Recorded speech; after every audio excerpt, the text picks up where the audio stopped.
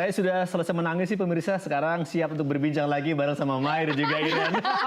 Ternyata momen yang bikin lebih terharu itu adalah ke Liverpool. Iya, salah satunya itu, salah satunya itu. satunya. Didoain semoga bisa terwujud ya. Amin, amin. Kamu ke Tapi Allianz Arena. Allianz Arena milik ya. Amin. Belum pernah. Amin. Amin. Saling mendoakan ya. Saling mendoakan ya. Ladies, kalau dalam sepak bola kan nggak mungkin ya, nggak ada yang namanya debat, ya, terus pro kontra segala macam, bagusan begini, bagusan begitu. Nah kali ini penasaran juga saya pribadi, Anda pun juga pasti penasaran nih bagaimana seorang Mei dan Iren untuk berdebat. Ya lucu-lucuan aja ya tentang satu topik, tentang satu hal, gimana kalau begini, gimana kalau begitu ya. Kalau misalnya ngomong tentang bursa transfer musim panas lagi berlangsung nih, apalagi musim-musim sekarang ini atau ya pre-season ya, sebelum masuk ke Liga Sepak Bola Eropa masuk ya gitu ya, atau mulai lagi. Menurut kalian apa sih yang harus diperbaiki dari sebelum kita masuk debat nih, dari Munchen atau mungkin dari Liverpool sebagai penyuka Liverpool? Kalau kamu sendiri? Kalau Munchen sih ya dengan menghadirkan Saibari, Nene Brown itu oke, setuju. Cuman memang kalau Munchen kan dia tuh kekurangannya masih di back ya. Jadi menurut aku perlu banget nih back-back yang emang kuat gitu di posisinya. Karena Jujuk masih lemah banget. Dan dari manajemennya Munchen tuh kayaknya masih sulit gitu untuk menghadirkan pemain-pemain back bagus. Itu. Tapi kalau dari pelatihnya Vincent Kompany aku percaya banget sih, karena dia jago banget ya meramu susunan pemain, dan juga terlihat dari kepercayaannya dia, gaya kepemimpinannya juga. Jadi pemain pun juga pada respect sama dia. Respect ya, betul respect ya sama seorang Vincent Kompany. Oke, kalau seorang Mei dengan Iraola sebagai pelatih baru Liverpool, kira-kira menurut kamu gimana nih? Apakah itu cocok atau harusnya jangan dia, Mei?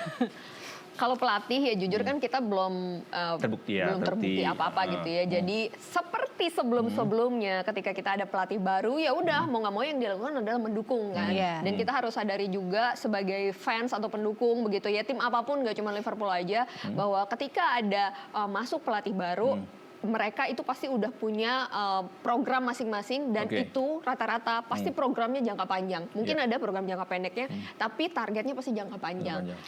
Kecuali slot ya. Kecuali slot ya.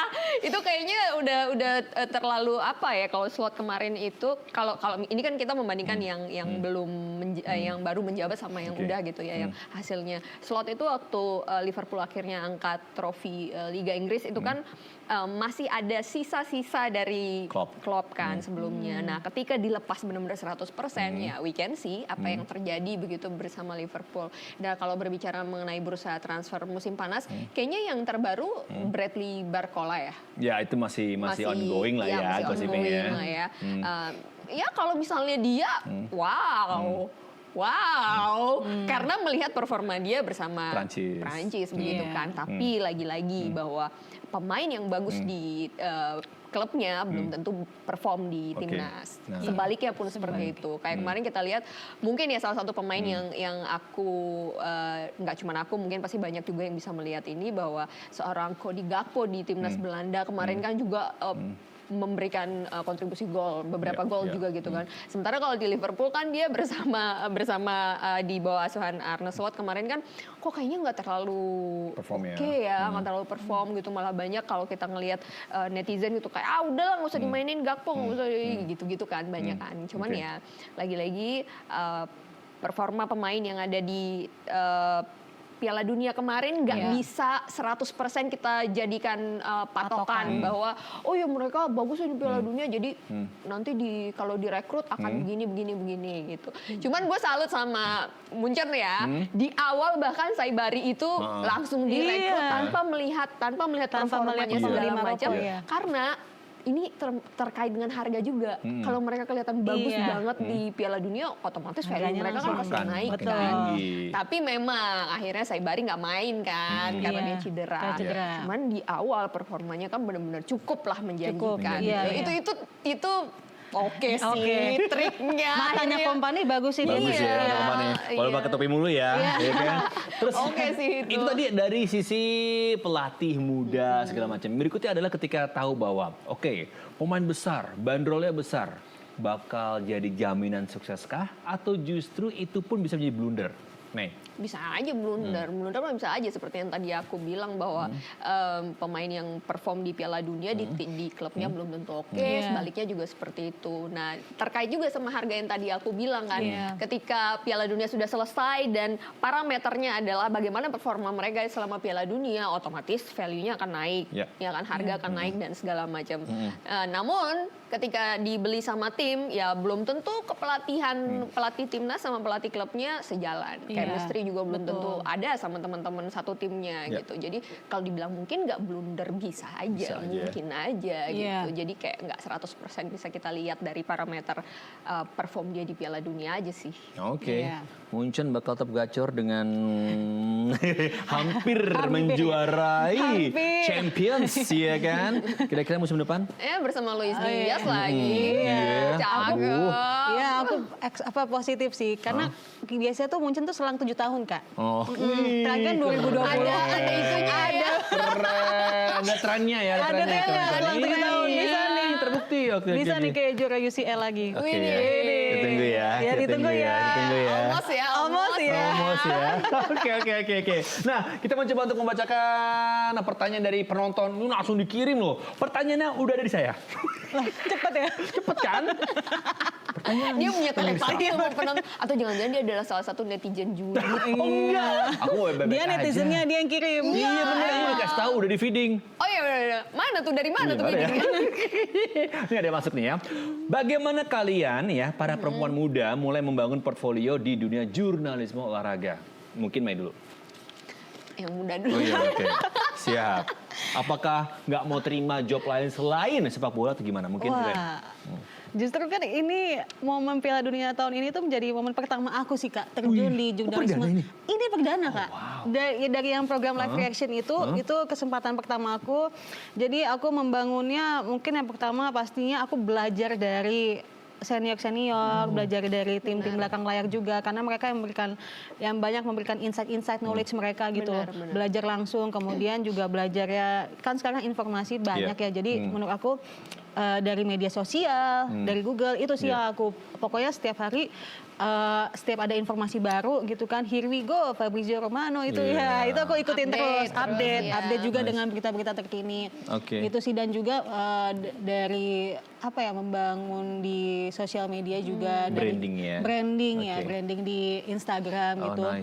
Semakin apa ya nggak mungkin nggak langsung jor-joran tapi smooth aja gitu pelan-pelan jadi orang lama-lama notice. Tapi nggak menutup diri untuk bola aja apapun opportunity-nya gitu selama itu memang bisa dijalankan dan mampu ya. Kenapa kacang? Kenapa? Why not? Ya ampun Jadul, gue tahu lagi bercanda. Kenapa aku jawab ya? Gue pikir dia enggak. Kenapa aku jawab? Ketahuan. Kamu sendiri. Oke, buat kamu mungkin sudah cukup terbentuk ya. Tapi untuk mempertahankan kan banyak orang bilang mempertahankan lebih sulit dibanding meraih. Betul. Iya.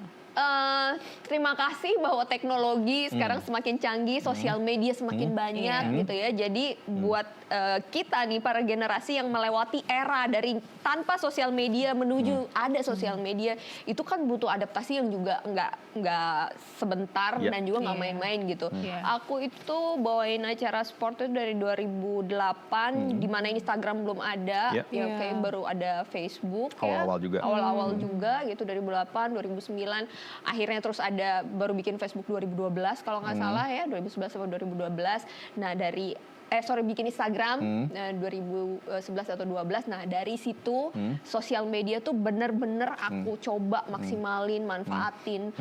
Ketika aku bawain program apapun yang memang langganan bawain acara sport ya dari dulu gitu.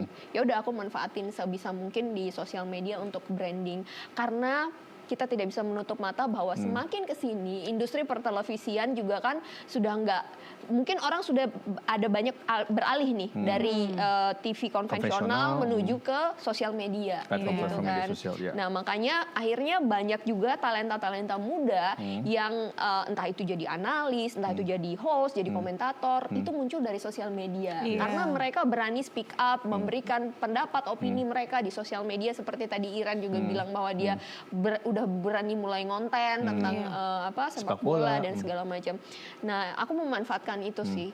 apa namanya, mau nggak mau era kita sebagai milenial nih melewati banyak fase yang harus kita adaptasi sih, mau nggak mau di situ. Wow, nice. Harus pertahankan ya. Iya. Oke. Sekarang analisis cepat. Kita ngomongin Liga Sepak Bola Eropa ya. Apapun, nggak melulu klub jagoan kamu, klub jagoan kamu. Iren sendiri, club to watch untuk season terbaru nanti. Menurut kamu di luar Munchen? Di luar Munchen. Liga Eropa. Terserah mau dari Liga Inggris, Liga Portugal mungkin, Liga Spanyol, club to watch. Arsenal sama Real Madrid. Wah, Real Madrid, wih. Karena iya sih, Oh, Jose Mourinho. Mourinho nih. Dia bisa nyatuin Ibrahima egonya Konate pemain-pemain masuk. bintang. Kukurea masuk. Kukurea masuk, iya betul. Kukurea masuk. Dumfries ya. Real. Wah, Iya. Semuanya banyak tiba-tiba tuh. udah. Madrid iya sih benar. tiba-tiba. Madrid ya. Madrid sih. Oke. Tiba-tiba Madrid. Tiba-tiba Madrid, Madrid, TTM ya. dong, ya kan? Tiba-tiba Mai dong. Oke, kalau Mai apa? Ya itu Madrid Satu lagi. El Clasico sebenarnya mungkin masih akan sangat Iya. menarik Pasti. begitu ya dengan era Oke. baru dengan Lamine Oke. Yamal dan Oke. teman-temannya yang bertabur bintang Yes. ini Iya. gitu ya. Tapi PSG PSG. juga Oke. ya oke lah PSG. Ya always ya ada di atas namanya gitu ya. Tapi kalau pertanyaannya adalah yang bisa yang bisa kita nantikan ya of course PSG ya. PSG. Melihat penampilan Prancis juga kemarin sangat ya again hampir-hampir gitu kan ya. Apakah pemain-pemain kan banyak juga pemain dari PSG yang berlaga di sana, apakah mereka akan perform juga di timnas mereka di klub mereka begitu. Menurut aku sih itu. Nice, PSG dari Ligue 1 dan kamu Liga Inggris, Liga La Liga Iya, dengan Real Madrid ya. Madrid. Kita tunggu ya. Oke, satu kalimat singkat, satu frasa singkat yang menggambarkan sepak bola di masa mendatang dari Mei, apapun itu. Satu Sepak kalimat bola, singkat aja. Aduh, Di di masa mendatang. Ingat 2030 bakal ada lebih dari 48 negara yang ikutan. Betul. Iya kan? Oke, menurut kamu satu kalimat singkat. Sepertinya sepak bola sudah bukan sesuatu yang ini kalau kita berbicara dari sisi perempuan ya. Please jangan bilang bahwa cewek-cewek yang suka bola itu FOMO. Please jangan.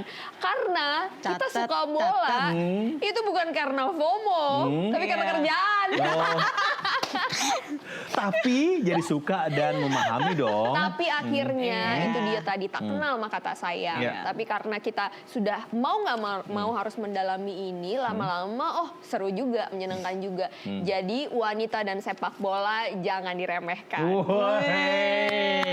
Apakah itu berarti juga nanti for the next 4 years maybe bakal banyak sekali wanita cantik ya yang muncul untuk suka sama sepak bola? Kita nantikan. Iren, satu frase atau satu kalimat singkat untuk menggambarkan sepak bola dan perempuan tentunya. Pilih Mae untuk jadi presiden FIFA berikutnya. Aduh, saya banyak kerjaan, mungkin sejam 2 jam boleh lah. Kalau weekend tapi ya. Iya. Bisa lah seling-selingan sambil main padel kan. Sibuk main padel saya sekarang mau ikut turnamen Turnamen ya. nggak bisa jadi presiden FIFA punternya. Oke. Tapi Iren, menurut kamu sendiri untuk mereka ya, teman-teman kita, siapapun mereka yang ingin mencoba seperti kalian ya, pasti banyak banget dong. Iya. 1 tahun ke depan, percayalah pasti akan banyak the next Iren Christina, the next Anita May. Apa pesan kamu? Pesan aku satu kalimat sih, sepak bola untuk semua. Jadi mau kamu perempuan, laki-laki, mau tua, mau muda gitu, siapapun kamu berhak untuk menikmati sepak bola. Dalam. Ini saya untuk jadi wakil Kamae. Untuk jadi tos dulu gitu. Cesar jadi apa? Saya penengah aja. Admin. Admin, Nggak apa-apa, ya. kalau admin nggak Admin apa-apa. sosmed ya. Iya, admin sosmed. Dia kan anaknya sosmed banget.